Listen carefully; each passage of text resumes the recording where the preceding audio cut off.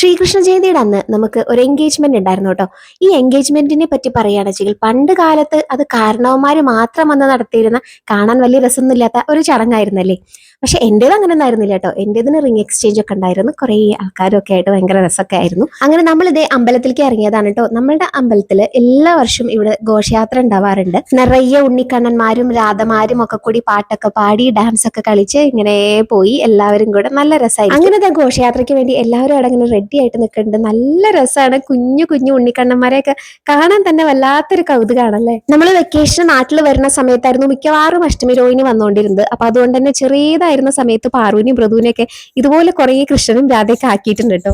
ഈ കാഴ്ചകളൊക്കെ നമ്മളിങ്ങനെ എല്ലാ വർഷവും കണ്ടുകൊണ്ടിരിക്കുന്നതല്ലേ. പക്ഷെ എന്നാലും നമുക്കതിനൊരു മടുപ്പും തോന്നില്ല അല്ലേ. അതാണ് അതിന്റെ പ്രത്യേകത. ഇതുപോലുള്ള പല രൂപങ്ങളും നമ്മൾ ഘോഷയാത്രകളിൽ കാണൂലേ. നമ്മളുടെ ഇവിടെ ഉണ്ടായിട്ടുള്ളത് മത്സ്യാവതാരാണ്. അങ്ങനെ ഇത് കുറെ ഉണ്ണിക്കണ്ണന്മാരും രാധമാരും ഗോപികമാരും പിന്നെ നമ്മുടെ നാട്ടുകാരും അങ്ങനെ എല്ലാവരും നല്ല ഉഷാറിലാണ് അങ്ങനെ ഘോഷയാത്ര തുടങ്ങിയിട്ടുണ്ട്. പിന്നെ ഇതുപോലൊരു വണ്ടിയിൽ കൃഷ്ണനെ പൂജിക്കുന്ന പൂജാരിയും ഒക്കെ ആയിട്ട് പണ്ട് തൊട്ട് ഉള്ളതാണ്. ചെറിയ കണ്ണന്മാർ മാത്രമല്ല കേട്ടോ ഘോഷയാത്രയിലുള്ളത്, വലിയൊരു കണ്ണനും ഉണ്ട്. ഘോഷയാത്ര കഴിഞ്ഞു വന്നിട്ടുണ്ടെങ്കിൽ പരിപാടികൾ തുടങ്ങായി.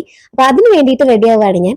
അങ്ങനെ ജീവിതത്തിൽ ആദ്യമായിട്ട് കോൽക്കളി കളിക്കാൻ പോവാണ് കേട്ടോ. അതിന്റെ ഒരു മേക്കപ്പ് ആണിത്. അങ്ങനെ പ്രാക്ടീസ് ചെയ്യാനുള്ള സമയമൊന്നും കിട്ടിയിട്ടില്ല കേട്ടോ. ശ്രീകൃഷ്ണ ജയന്തിക്ക് വേണ്ടിയിട്ട് പെട്ടെന്ന് തട്ടിക്കൂട്ടിയിട്ടുള്ള വളരെ ചുരുങ്ങിയ ദിവസത്തിനുള്ളിൽ ഉണ്ടാക്കിയിട്ടുള്ള ഒരു കോൽക്കളിയാണ്. അങ്ങനത്തെ പരിപാടികളൊക്കെ തുടങ്ങിയിട്ടുണ്ട്. മിക്കതും എല്ലാവരും എടുത്തിട്ടുള്ളത് കൃഷ്ണന്റെ പാട്ടുകളും അതുപോലെ കൃഷ്ണന്റെ ഡാൻസും കൃഷ്ണനും രാധയും ഗോപികമാരും ഇതൊക്കെ തന്നെയാണ് അധികം എല്ലാവരും എടുത്തിട്ടുണ്ടായിരുന്നത് കേട്ടോ. ശരിക്കും പറഞ്ഞാൽ നല്ല രസമുള്ള കാഴ്ചകളായിരുന്നു കേട്ടോ. കാരണം നമ്മൾ എവിടെ നോക്കിയാലും കുറെ കണ്ണന്മാരാണ്.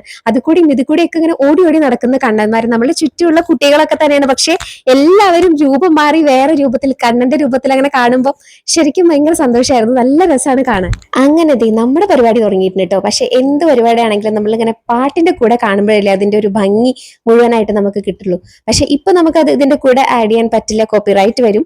അപ്പൊ ഞാൻ അത് മാത്രമായിട്ട് വേണമെങ്കിൽ ഒരു ഷോർട്സ് അങ്ങനെ ഇടാട്ടോ. അപ്പൊ പിന്നെ പാട്ടിന്റെ കൂടെ കാണുമ്പോൾ കുറച്ചും കൂടെ ഒരു ഭംഗിയുണ്ട്. കുറെ പ്രോഗ്രാമുകൾ ഉണ്ടായിരുന്നു. ഞാനിപ്പോ ഇതിൽ മുഴുവനൊന്നും കാണിച്ചിട്ടില്ല, ചിലതൊക്കെ എനിക്ക് മിസ്സായിട്ടുണ്ട്.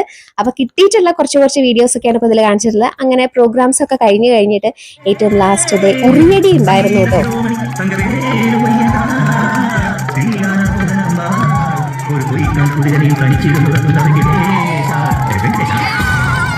അങ്ങനെ പ്രോഗ്രാം ഒക്കെ കഴിഞ്ഞ് വന്നിട്ടാണ് കേട്ടോ എന്റെ ഫോട്ടോഷൂട്ട് എന്ന് പറയുന്നത്. പോകുന്ന സമയത്ത് എനിക്ക് അത്രയും സമയം കിട്ടിയിട്ടുണ്ടായിരുന്നില്ല. അപ്പൊ തിരിച്ചു വന്നതിന് ശേഷമാണ് ഈ പരിപാടികളൊക്കെ. ഇത് ഞാൻ കുത്താമ്പുള്ളിയിൽ നിന്ന് വാങ്ങിച്ചിട്ടുള്ള ഒരു സെറ്റ് മുണ്ടാണ് കേട്ടോ. ഈ ഓണത്തിന് നല്ല ഭംഗിയുള്ള ഒരു സെറ്റ് മുണ്ടാണ്. അതിന്റെ കളർ പറയാതിരിക്കാൻ പറ്റില്ല, കിട്ടു കളർ. ഇതുവരെ എടുത്തിട്ടുള്ള എന്നൊരു ഡിഫറെന്റ് ആയിട്ടുള്ള ഒരു കളറും കൂടിയാണ്. അപ്പൊ ഇഷ്ടപ്പെട്ടു എന്നുള്ളത് എന്തായാലും ഒന്ന് കമന്റ് ചെയ്യണേ.